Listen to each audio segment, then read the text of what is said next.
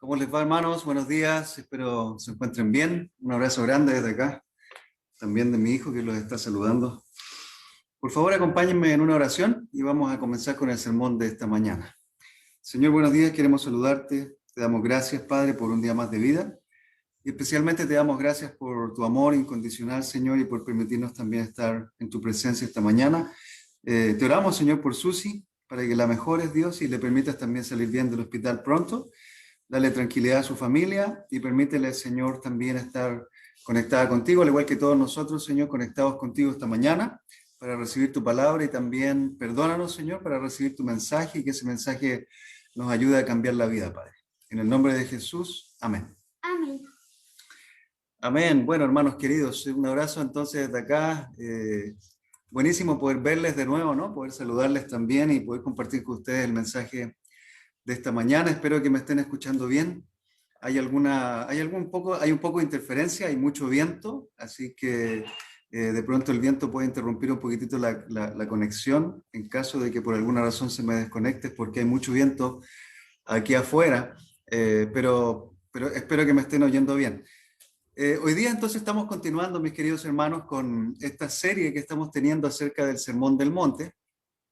La verdad es que el Sermón del Monte es un mensaje muy inspirador para todos nosotros porque entrega algo fantástico, nos entrega las palabras del Señor, nos está entregando todo lo que el Señor nos quiso compartir hace muchísimos años atrás, prácticamente más de 2000 años, pero es un mensaje que realmente no pasa de moda, ¿no? Que no pasa de tiempo, traspasa el tiempo básicamente. Y quiero leer hoy día de la versión... la Biblia Amigos por Siempre se llama, que es la versión que usa mi hijo en el colegio, y quiero compartirles desde aquí. Esta es la traducción en lenguaje actual. Quiero leer de este pasaje, de esta traducción hoy día, para que podamos compartir un poquitito más acerca de lo que dicen las bienaventuranzas, así que por favor, vaya conmigo a Mateo capítulo 5. Si hay alguna diferencia es porque estoy leyendo de una traducción que es bien sencilla para los niños también, para que los niños puedan entenderlo. Y dice así, voy a leer todo el pasaje, voy a leer desde el capítulo 5, verso 1, hasta el versículo 10, para que podamos introducir nuevamente el contexto de las bienaventuranzas. Dice así, cuando Jesús vio a tanta gente, subió a una montaña y se sentó. Los discípulos se le acercaron y él comenzó a enseñarles. Dios bendice a los que confían totalmente en él, pues ellos forman parte de su reino. Dios bendice a los que sufren, pues él los consolará. Dios bendice a los humildes, pues ellos recibirán la tierra prometida. Dios bendice a los que desean la justicia, pues él les cumplirá su deseo. Dios bendice a los que son compasivos, pues él será compasivo con ellos. Dios bendice a los que tienen un corazón puro, pues ellos verán a Dios. Dios bendice a los que trabajan para que haya paz en el mundo, pues ellos serán llamados hijos de Dios. Dios bendice a los que son maltratados por practicar la justicia, pues ellos forman parte de su reino. Bueno, si notó alguna diferencia entre esta lectura y la lectura que tiene usted en su versión, probablemente es porque es una versión diferente, pero fíjese cómo esta versión también permite que nosotros podamos comprender más profundamente todavía el mensaje de Jesucristo para todos nosotros, porque si leemos la versión Reina Valera va a decir bienaventurados, y muchos de nosotros de pronto podemos o no podemos entender lo que significa esa palabra. Por otro lado, si leemos la nueva versión internacional vamos a escuchar la palabra dichosos, y hay muchos de nosotros que entienden el concepto de la palabra dichosos, pero hay algunos que tal vez no. En cambio, esta versión tan sencilla, el lenguaje actual, nos dice que Dios bendice, y repite constantemente esta palabra, Dios bendice, y no hay una sola persona en el mundo que no entienda lo que significa que Dios le está bendiciendo, ¿cierto? Dios bendice. Dios te bendice, Dios me bendice, Dios bendice a su pueblo. Y lo que hemos estado hablando acerca de toda esta serie de las bienaventuranzas es que están enfocadas principalmente en todos nosotros que somos cristianos. Están enfocados en los cristianos que se bautizaron ayer, en los cristianos que se bautizaron hace medio siglo, en los cristianos que están hoy día participando en una o en otra congregación de nuestro movimiento, o que sigue de cierta manera el evangelio también que el Señor nos enseña en las Escrituras y lo obedece como aparece en la Biblia. Y la Escritura nos dice: Dios bendice. Ahora, fíjese que este versículo 6 dice en la nueva versión internacional: dichosos los que tienen hambre y sed de justicia. Y la traducción en lenguaje actual nos decía que Dios bendice a todas estas personas que tienen hambre y sed de justicia. Ahora, yo no sé si alguno de nosotros probablemente ha experimentado esta sensación de tener hambre.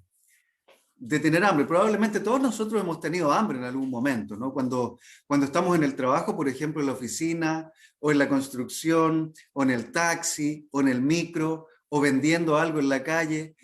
Cada uno de nosotros en algún momento empezamos a sentir en el estómago una sensación como de vacío. Y pues si no le damos alimento al estómago, al pasar las horas empezamos a sentir cierta molestia, a veces sentimos dolor. Para quienes tenemos problemas gástricos, por ejemplo, empezamos a sentir dolor. Yo cuando yo, por ejemplo, siento hambre o no he comido en el momento adecuado, empiezo a sentir dolor en el estómago. Empiezo a sentir un poco de reflujo también, porque sufro de problemas de reflujo. Entonces, algunos de ustedes tal vez han sentido esta sensación de hambre. O si alguno se ha ido a la cama sin haber comido en el día, después de ayunar, por ejemplo, ¿no? A veces ayunamos durante el día y no comemos. Y nos vamos a la cama y en la noche empezamos a sentir esa sensación de hambre, incluso el dolor del hambre cuando nos vamos a la cama. Y hay personas que hoy en día probablemente pues no comen lo suficiente. Hay países hoy en día donde las personas, los niños, incluso llegan a morir producto del hambre y producto de la sed. Quizás alguno de nosotros, mis queridos hermanos y amigos que nos visitan, nunca hemos experimentado el dolor del hambre o la ansiedad de la sed. Pero esta palabra nos dice que los que tienen hambre y sed son dichosos delante de Dios. Pero no cualquier hambre y no cualquier sed. Porque fíjese que dice la Escritura que son dichosos, que son felices, que Dios bendice a las personas que tienen hambre y sed de justicia. Hambre y sed de justicia es algo completamente diferente a tener hambre de un trozo de pan, a tener hambre de un plato de comida, a tener sed de un vaso de agua o de una gaseosa. Tener hambre y sed de justicia hablan de un deseo profundo en nuestros corazones porque algo sea resuelto en nuestras vidas. Porque la justicia de Dios, la rectitud de Dios, la integridad de Dios, la vida de Dios se desarrolla en nosotros.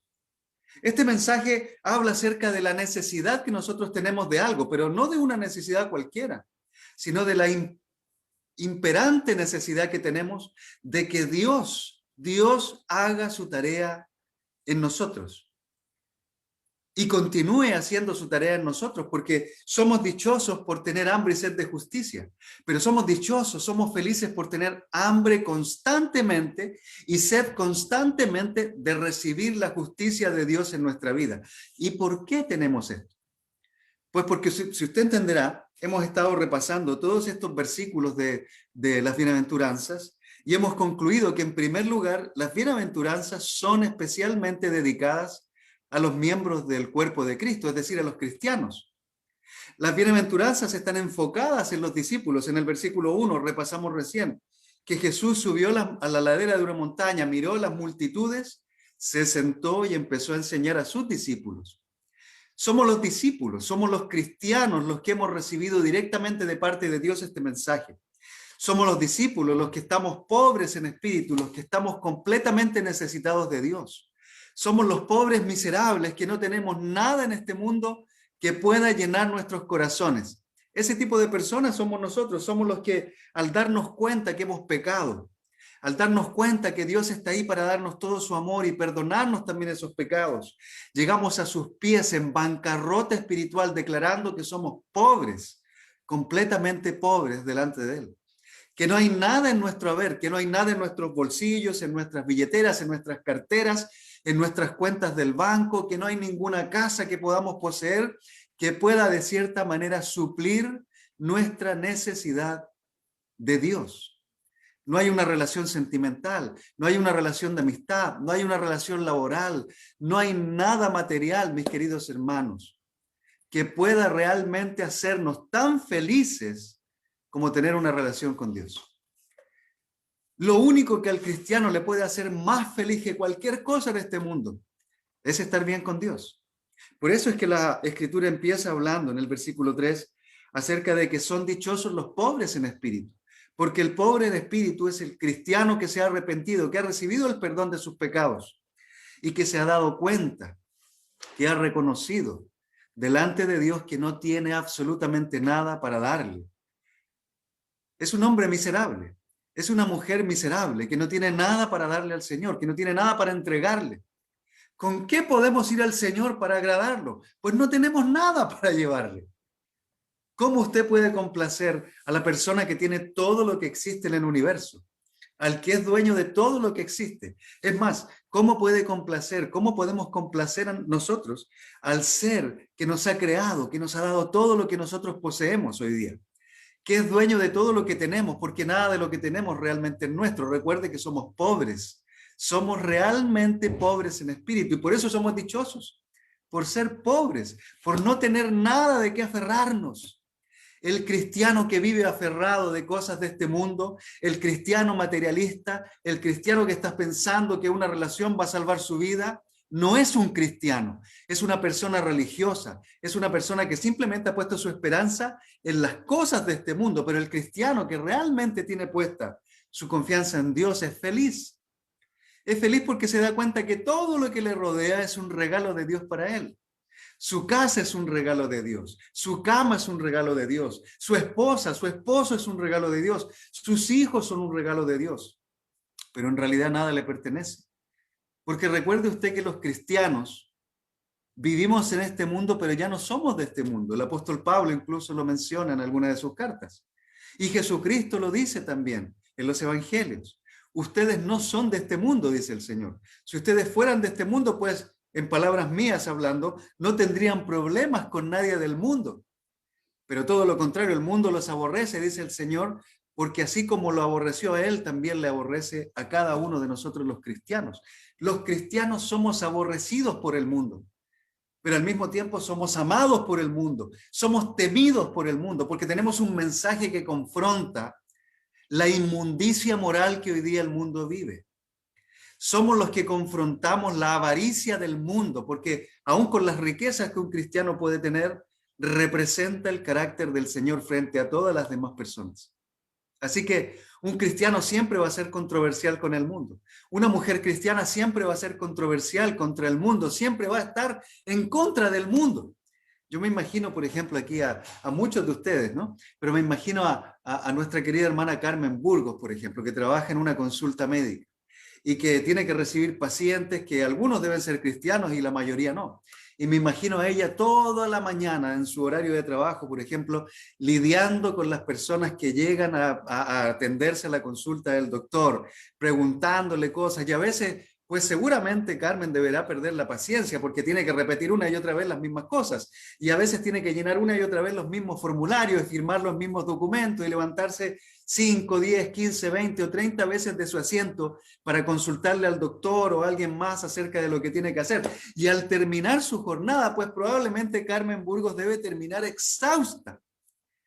No tanto de atender a la gente, sino más bien de luchar en contra de su propio carácter, de su tendencia, igual que todos nosotros, de tener que luchar contra quienes somos para poder mostrar al Señor delante de todos los demás.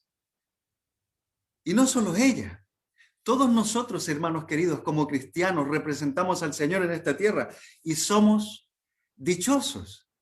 Ahora es difícil ser dichoso en medio de una circunstancia difícil. Obviamente, no es fácil ser dichoso, estar feliz, entender que Dios nos ha bendecido cuando tenemos hambre y cuando tenemos sed. Es terrible tener hambre y sed. Si usted me hubiera conocido en mis primeros años de cristiano, Dele gracias al Señor, que no me conoció en mis primeros años de cristiano. Pero mi esposa sí me conoció. Cuando yo era recién convertido, tenía un problema con el hambre. Tenía un problema con el hambre, fíjese. Cuando yo no comía durante algunas horas me empezaba a poner mal genio, empezaba a enojarme, empezaba a perder la paciencia. Si alguien me decía algo rápidamente yo perdía la paciencia. Y yo era cristiano, ¿eh? Le hablo de un cristiano nuevo, un infante en la fe, un bebé en la fe, alguien que es inmaduro, que es egoísta, porque un infante en la fe es egoísta, siempre está pensando en el mismo y siempre está pensando en querer recibir, recibir, recibir, pero no está pensando en tanto dar. Y yo era un infante, un bebé en pañales en la fe. Y enfrente de mi esposa, que tenía varios años ya de cristiana, y otras hermanas que tenían varios años de cristiana, pues yo llegaba a la iglesia a eso de las 7:30 de la noche, muerto de hambre porque no había comido en el día, pues, ¿no? Y cuando llegaba ahí, llegaba ansioso, llegaba nervioso, llegaba angustiado porque no había comido. Y por la gracia de Dios tenía a mis amigas, hermanas queridas. En ese tiempo mi esposa no era mi esposa, era amiga mía nada más. Y tenía otra amiga muy querida también. Gracias a Dios el Señor me ha bendecido con buenas amigas que cuando me ven así en esos momentos de hambre, de ansiedad, rápidamente actúan y me ayudan. Son esos ángeles que Dios manda, ¿no? Y fíjese que ella llegaba con un sándwich o una hamburguesa y yo era el hombre más feliz del mundo. Me conquistó por el estómago, dicen algunos. No, ese fue el Señor que cambió mi carácter a través de ella, porque fíjese que Dios utiliza a las personas, a los hermanos y a las hermanas cristianas para cambiar nuestro carácter. Honestamente, es una estupidez el no tener amistades cristianas profundas. Es una tontería dejar de compartir con hermanos cristianos y con hermanas cristianas, porque la verdad es que Dios utiliza a los hermanos para ayudarnos a ser felices. Y estas hermanas realmente me hacían a mí el hombre más feliz del mundo cuando traían esos sándwiches a las 7:30 de la noche después de un día sin haber comido. Me hacían dichoso. Y la Escritura dice aquí que Dios nos hace dichosos, felices, benditos, pero no porque suple nuestra hambre de cosas como la comida, sino que suple nuestra ansia de justicia. Nuestra ansia de justicia. Y fíjese usted que todos nosotros, todos los seres humanos, cristianos y no cristianos, anhelamos la justicia en nuestra vida. La anhelamos. Hoy en día hay personas en la cárcel que están anhelando salir de la cárcel porque quieren justicia. Aun cuando son culpables, algunos de ellos quieren justicia, porque los culpables y los no culpables requerimos la justicia. Aún entre nosotros los cristianos hay quienes hoy en día deben quejarse delante de Dios y piden justicia. Que el esposo cambie. Hazme justicia con mi esposo, dice una esposa. Hazme justicia con mi esposo, dice la esposa a Dios. Y le oran algunos, por favor, Señor, cámbialo, ya que yo no puedo cambiarlo, cámbialo tú. Hazme justicia, sé justa conmigo. Te equivocaste en darme este esposo. Yo no sé qué es lo que algunas hermanas podrán orarle al Señor y otras cosas que hermanos también podrán orarle al Señor. Pero todos de pronto, en algún momento de nuestras vidas, requerimos justicia. Y si usted ha experimentado esto, si usted alguna vez ha experimentado el deseo de tener justicia por cualquier situación, entenderá de cierta manera lo angustiante que es no recibirla. Cuando no se recibe justicia, cuando uno mira, por ejemplo, y ve que alguna persona está cometiendo injusticias con otra persona, cuando la corrupción empieza a someter a la gente, cuando vamos a hacer un trámite a cualquier lugar y lo primero que nos piden no es el carnet de identidad, sino que la billetera para saber cuánto dinero andamos cargando. Eso es injusto. Y le oramos a Dios para que Dios traiga justicia. Pero este tipo de justicia que Dios nos está enseñando en la Escritura es una justicia que va más allá de lo que nosotros deseamos para nosotros mismos, en términos personales, en términos de cosas que nos ocurren. Esta justicia de la que habla la Biblia es la vida de Dios. La palabra justicia se traduce de cierta manera como un estilo de vida. Dios tiene un estilo de vida justo, moralmente puro, excelente, santo. Y lo que el Señor está diciéndonos a nosotros acá es que somos dichosos, somos felices y tenemos esa ansiedad que nos genera el hambre y la sed por recibir esta vida justa que Dios tiene para darnos.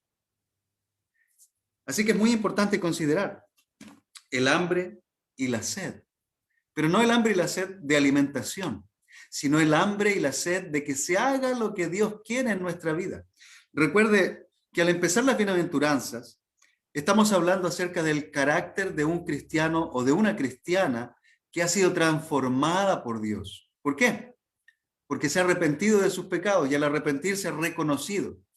Recuerde que hace algunas semanas atrás le pedí que recordara dos palabras, arrepentirse o arrepentimiento y recordar, porque el cristiano nunca debe olvidar lo que Dios ha hecho en su vida. El cristiano siempre debe recordar dónde estuvo antes de ser cristiano. El cristiano siempre debe recordar sus raíces. El cristiano nunca debe olvidar de dónde lo ha sacado el Señor. El cristiano, la cristiana siempre debe acordarse que antes de estar con el Señor estaba completamente perdido, completamente hundido en el barro, en la inmundicia del pecado, y eso nos hace reconocer a nosotros nuestra pobreza espiritual estando sin Dios. Esto nos hace reconocer a nosotros el dolor que ha causado a nuestras vidas el pecado de infidelidad, el pecado de inmoralidad, el pecado de mentira, el pecado de egoísmo, de orgullo.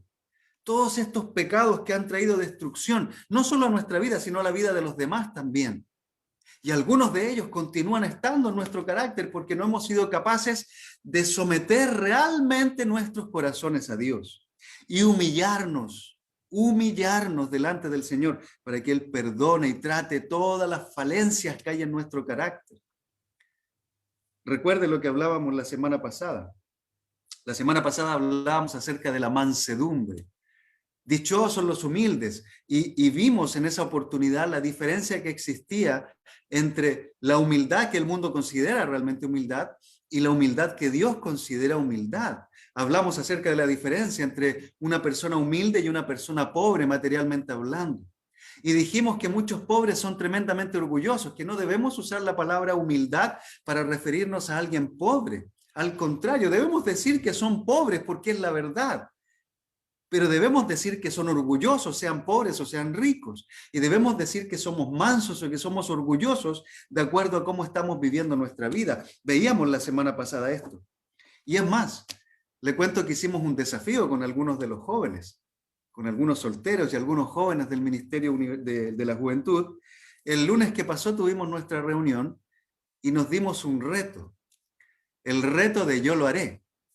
Y fíjese que yo le decía a los muchachos que en la internet o en el Facebook, por ejemplo, muchas veces vemos estos retos o estos desafíos. Yo recuerdo hace unos meses, tal vez un año atrás, porque el tiempo pasa tan rápido, un año atrás probablemente, o 2 años atrás, veía como había un reto en la internet para algunos hermanos de algunas congregaciones de nuestro movimiento de iglesias. Y uno de estos retos era que había que agarrar un balde, una fuente grande y llenarla de cubos de hielo. Llenarla de cubos de hielo. Imagínense un bote así grande, llenos de cubos de hielo, ¿no? Donde se enjuaga o se lava la ropa. Y lo que había que hacer era llenar de cubos de hielo esto y después, frente a la cámara, agarrar el balde, esa fuente de cubos de hielo y tirársela encima. En medio del invierno, porque en el verano no hay problema, pero en el invierno es un reto, porque imagínese usted tirarse una fuente de hielo encima en medio del invierno, cuando hace tanto frío. Aquí en Santa Cruz ha hecho mucho frío. Imagínense en esos momentos lanzarse encima una cubeta de hielo. Y era un reto que los muchachos agarraban con placer y se reían, lo disfrutaban y lo compartían. Y si usted se ponía a mirar esa imagen del Face, pues abajito había montones de comentarios, yo también lo quiero hacer, yo lo quiero hacer, ya. Y los retos empezaban a salir y a salir, y se llenó del reto. Y fíjese usted cómo la gente hace estupideces porque le retan a hacer eso, y se alegra de hacer eso, de ponerse una cubeta de hielo en el invierno. Otros se tirarán al río, otros harán otras locuras, pero el reto para nosotros fue el siguiente. El reto fue, te reto a ser manso toda esta semana. Te reto a ser manso toda esta semana. Y wow, fue un reto que realmente a algunos les costó hasta decir yo lo haré, porque la idea era decir yo lo haré. Y al final todos nos comprometimos, o la mayoría de los que estábamos ahí nos comprometimos y dijimos yo lo haré. pero no sabíamos en lo que nos estábamos metiendo, porque ser manso realmente es un desafío tremendo. No es solamente quedarse tranquilo. Ser manso, usted escuchará o recordará el sermón pasado, implica tener paciencia o ser paciente, ser suave, ser humilde realmente, ¿no? Estar tranquilo. Y una persona mansa, pues alguien que perdona rápidamente, que no levanta la voz, que no se agita. Así que imagínese usted cuánto nos costó una semana de desafío de mansedumbre.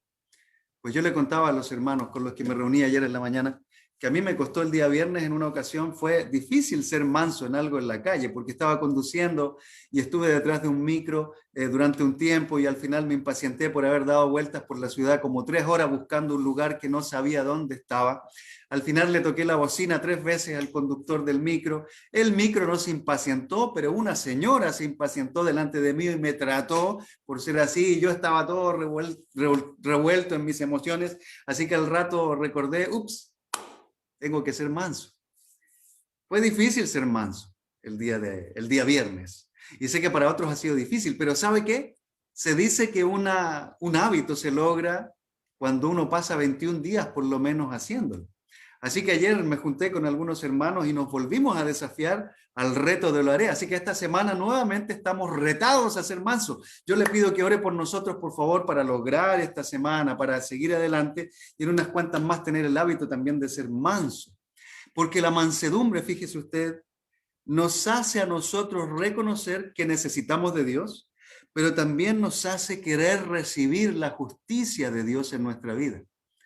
Nos hace querer experimentar la rectitud del Señor. El hombre, la mujer mansa va a estar buscando a Dios, va a estar deseando esa justicia de Dios, porque el hombre carnal, la mujer carnal, pues no puede en sí misma ser una mujer tranquila, un hombre tranquilo. Enseña, se altera, porque generalmente nosotros estamos en un mundo tan agobiado de problemas y situaciones que nos confrontan y muchas veces pues levantamos la voz o nos impacientamos, nos ponemos ansiosos, nos angustiamos y ahí es donde más necesitamos escuchar la voz de Dios diciéndonos, dichoso el hombre o la mujer cristiana, estoy parafraseando la escritura, que tiene hambre y sed de justicia, porque será saciado. ¿Sabe, mi hermano querido, mi hermana? Dios quiere saciar toda esta ansiedad de hambre y sed por justicia. Ahora, fíjese usted algunos detalles de este pasaje. Fíjese algunos detalles. Por ejemplo, tener hambre es algo que afecta, físicamente afecta. Tener sed es algo que afecta también. Si usted tiene sed, o si come nada más, pero no tiene nada para beber, en algún momento se va a sentir incómodo y va a desear un vaso de agua. No sé si a usted le ha pasado que alguna vez ha comido un alimento y de pronto el alimento le ha secado la garganta y no tiene nada para tomar y empieza a impacientarse, ¿no? Porque cuando no hay algo para beber, cuando hemos comido algo que nos seca la garganta, nos sentimos incómodos. Incluso podemos llegar a sentir asfixia porque no podemos tragar, la garganta se seca, necesitamos algo de agua. Ahora imagínense tener las dos cosas juntas, tener hambre o estar hambriento, porque tener hambre es una cosa, pero estar hambriento es algo completamente diferente. Estar hambriento y estar sediento al mismo tiempo. Es como alguien que vaga por el desierto y no encuentra agua y no tiene que comer, está con la lengua seca, está casi a punto de morir. Como dice el Salmo, así como el ciervo brama por las aguas, así clama mi alma por ti, Señor, como tierra seca y sedienta, dice la Escritura. Algunos de nosotros, hermanos queridos, al volvernos cristianos, podemos llegar a sentir esta hambre y esta sed de la justicia de Dios. ¿Y qué implica eso? Pues sentir esta hambre y esta sed implica un deseo intenso de algo. Cuando usted tiene hambre, cuando está hambriento, cuando está sediento, usted tiene un deseo intenso de recibir algo que calme eso en su ser. Y cuando no lo recibe, pues se vuelve loco. La ansiedad lo domina. La angustia lo atrapa, porque no tiene lo que necesita.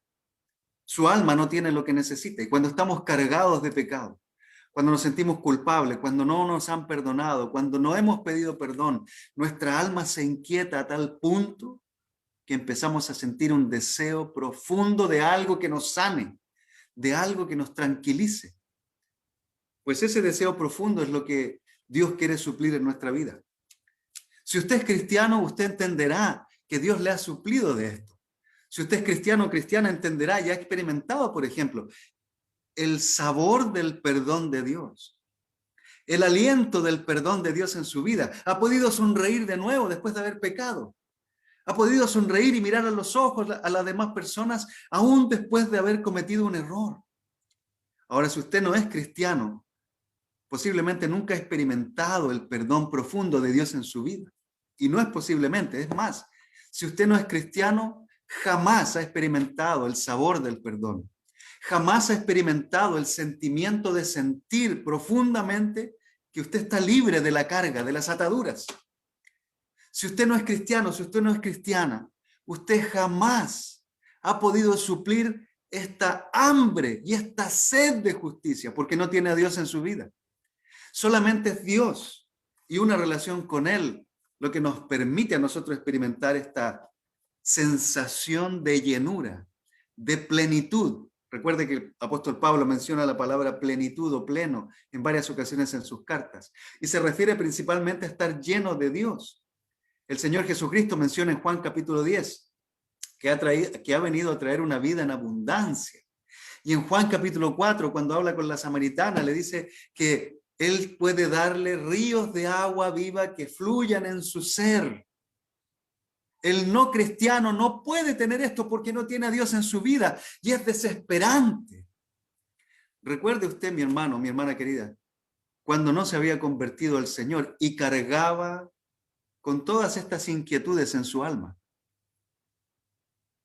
Ahora imagínese lo que siente alguien que aún no ha recibido al Señor como su Señor y Salvador, que no se ha arrepentido de sus pecados, que no ha confesado lo que ha hecho, que tiene problemas matrimoniales o problemas relacionales o problemas de cualquier tipo por el simple hecho de que aún no tiene a Dios en su vida.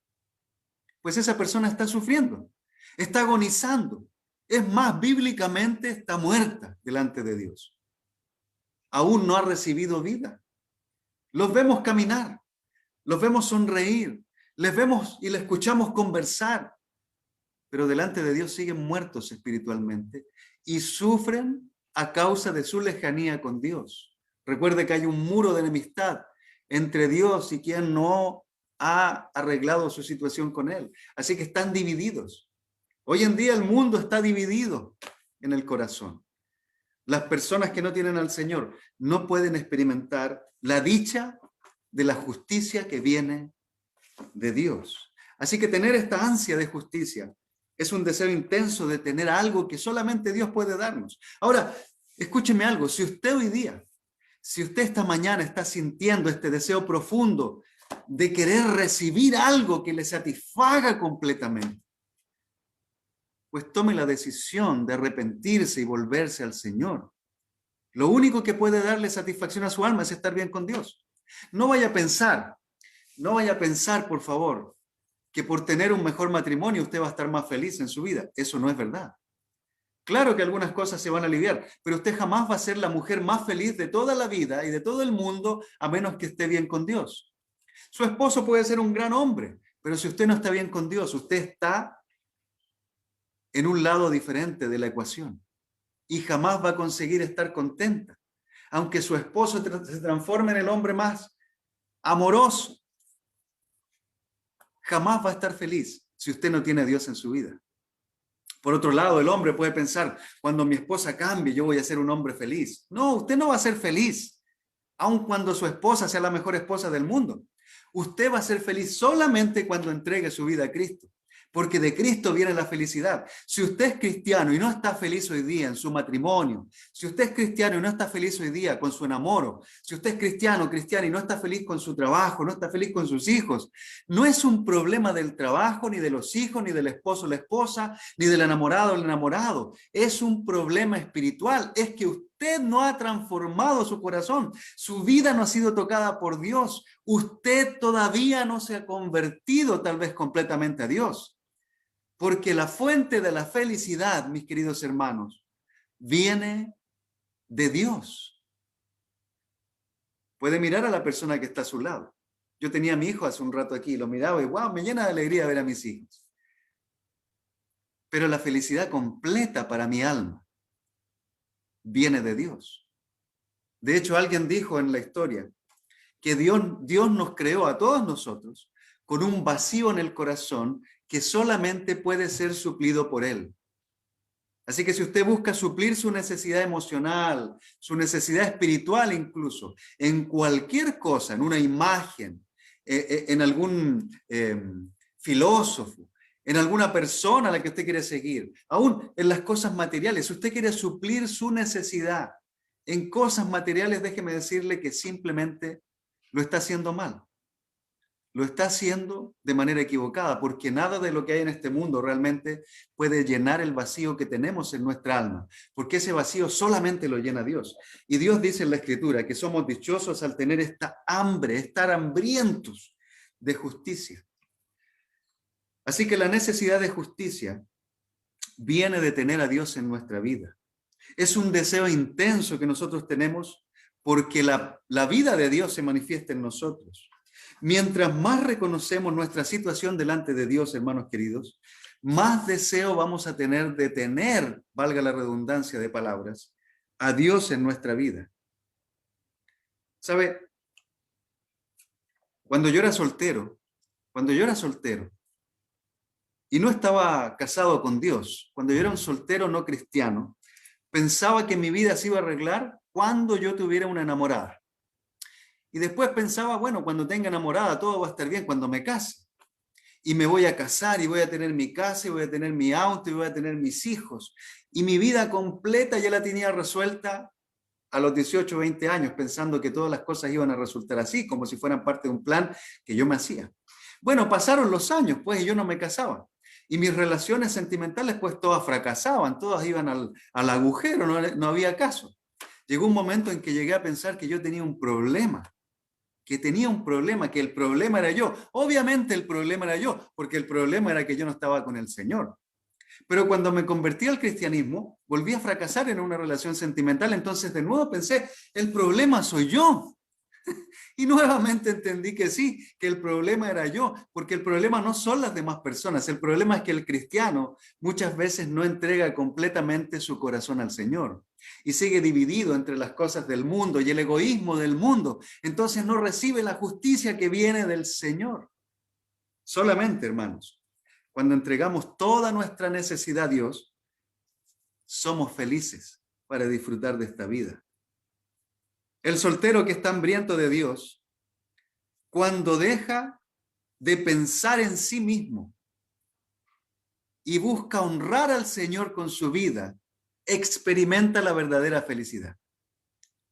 Claro, y usted puede decir como soltero, pero yo soy soltero, estoy soltero en la iglesia incluso hace más de 20 años y aún no puedo construir mi vida sentimental y estoy frustrado, frustrada, amargada, amargado. Claro, usted está amargado y amargada, frustrado o frustrada, no porque no ha podido construir su vida sentimental como cristiano o cristiana. Usted está así porque no se ha entregado completamente al Señor.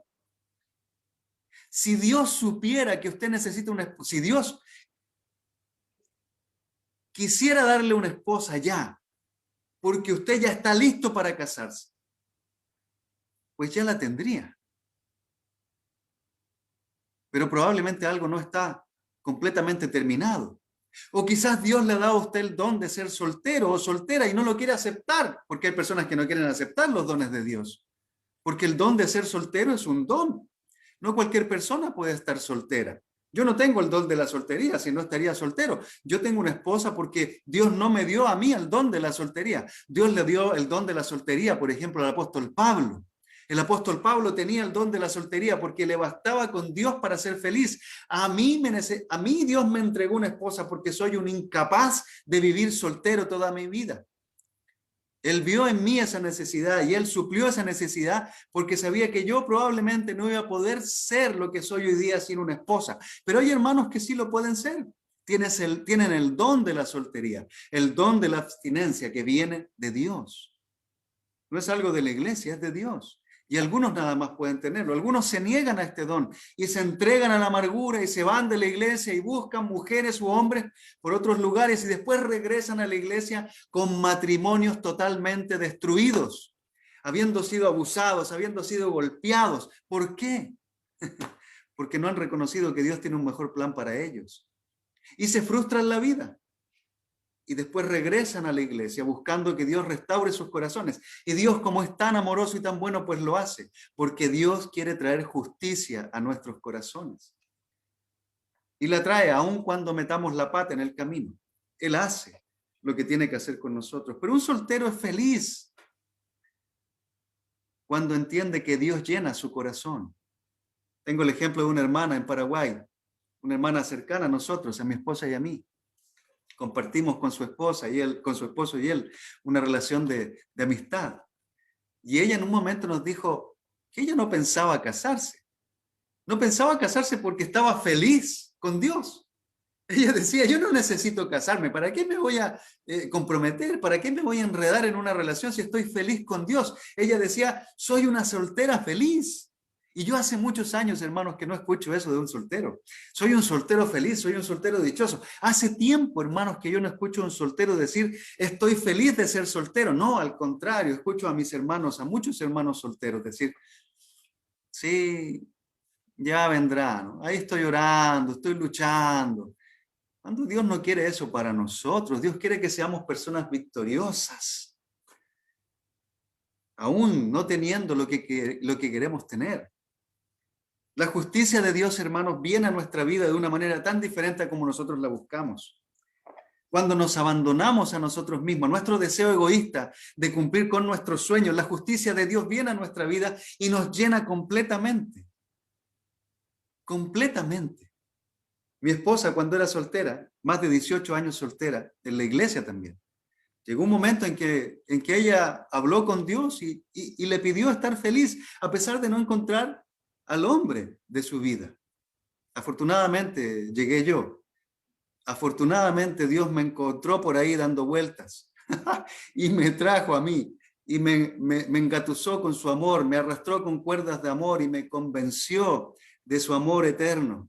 Y me volvió a él y me arrepentí, me convertí gracias al poder y al amor de Dios. Y ahora mi esposa y yo estamos juntos. Y yo le doy gracias a Dios por mi esposa, porque yo no merezco mi esposa. Públicamente lo digo. Y los que me conocen profundamente saben que yo no merezco tener una mujer conmigo, una esposa como ella. Es linda. Y yo soy re feo.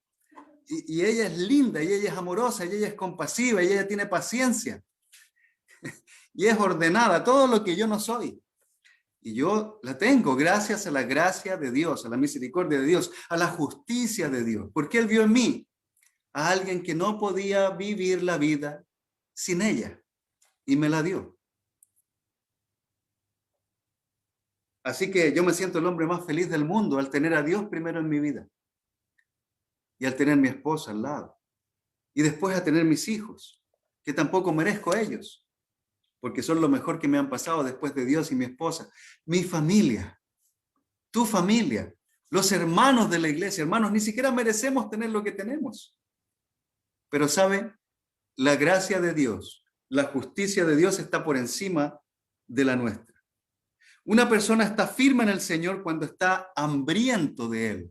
Recuerde rápidamente, no quiero quitarle mucho tiempo en todas estas reflexiones, pero espero que por favor esté ayudando el mensaje a pensar, a reflexionar en su propia vida y a tomar decisiones de gratitud hacia el Señor. Recuerde el pasaje del hijo pródigo, por ejemplo. El hijo pródigo no regresó al padre cuando tenía hambre. No, porque era demasiado orgulloso y arrogante como para volver a los pies de su padre a pedirle perdón por su pecado. No, el hijo pródigo tuvo que experimentar perder toda la herencia que había sacado de su padre, que aún no se moría. Era un descriteriado ese hijo pródigo. Algunos de nosotros podemos ser igual. Y le quitó la herencia y se fue a gastar el dinero con mujeres, se fue a gastar el dinero con todo lo que podía conseguir con eso que le había dado su padre. Hasta que llegó el momento, dice la Escritura, y estoy citando rápidamente Lucas capítulo 15, por si usted no sabe de qué estoy hablando un poco de la parábola del hijo pródigo. Y este hijo se fue y gastó todo el dinero y en un momento se encontró sin dinero. ¿Alguna vez usted ha estado sin dinero? para el micro. Yo recuerdo una vez que estuve sin dinero, tenía una botella en mi casa cuando era joven, muy joven, que será 13, 14 años. Tenía una botella llena de monedas de $1 en ese tiempo, de $1 chileno, que equivale como a 1 centavo, por ejemplo, en Bolivia. Tenía llena mi botella. Habrán sido unos 50 pesos chilenos. ¿Qué será? Y saqué las moneditas y con esas moneditas pude comer. Después se acabaron mis moneditas y me quedé sin dinero de nuevo. No tenía nada, absolutamente nada. Y el hijo pródigo se encontró en un momento sin nada, con hambre y sin nada para comprar un poco de alimento. Fue en ese momento, no cuando tenía hambre nada más, sino que cuando se dio cuenta de que no tenía nada, que volvió a Dios, volvió al Padre, le pidió perdón y el papá lo perdonó. Algunos de nosotros somos tan orgullosos y tan arrogantes, aún como cristianos, tristemente lo digo, pero somos tan orgullosos y arrogantes que no vamos al Señor hasta que no nos queda un céntimo en el bolsillo. Vamos al Señor cuando ya la vida se nos ha hecho pedazos, cuando ya no tenemos nada más que hacer, pero precisamente es el momento en que el hijo pródigo volvió y es precisamente el momento en que muchos de nosotros estamos hoy en día. Y debemos volver al Señor para recibir su justicia también. El hijo pródigo no volvió a su padre cuando tenía hambre. Volvió cuando estaba hambriento, cuando estaba desesperado, cuando empezó a pensar, incluso los empleados de mi padre tienen que comer y yo aquí, que soy el hijo de mi padre, pues no tengo nada para echarle a la boca. Y en ese momento volvió. Estar desesperados, hermanos, significa querer una cosa. Y solo esa cosa, porque esa cosa que queremos y ansiamos es la única que puede satisfacer nuestra justicia de Dios en el corazón, en el alma. El desesperado, hermanos, el hombre, la mujer desesperada, no busca la felicidad. El hombre, la mujer desesperada, no busca la comida. El hombre o la mujer desesperada por Dios no busca lo que busca este mundo. Busca intensamente al Señor. Se va de rodillas al piso. Se va de cara al suelo. Las lágrimas caen porque lo único que desea es la justicia de Dios. Así nos quiere Dios. Así desea que estemos el Señor.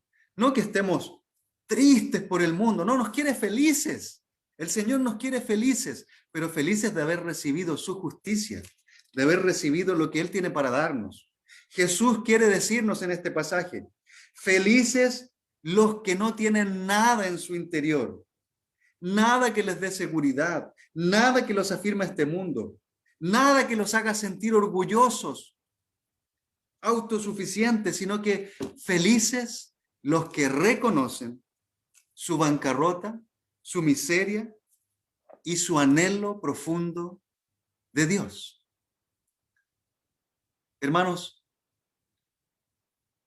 mucha gente viene a la iglesia buscando algo. Mucha gente viene a la iglesia incluso buscando una relación, buscando alimento, buscando dinero, buscando algo, pero no lo encuentran y se van. Y van de un lugar a otro, porque lo que están buscando no es a Dios. Pero usted, mi hermano y mi hermana que me escucha esta mañana, usted, mi amigo, que aún no se ha convertido al Señor, si usted está buscando algo que va más allá de lo material, porque lo material, usted sabe, en un momento se destruye.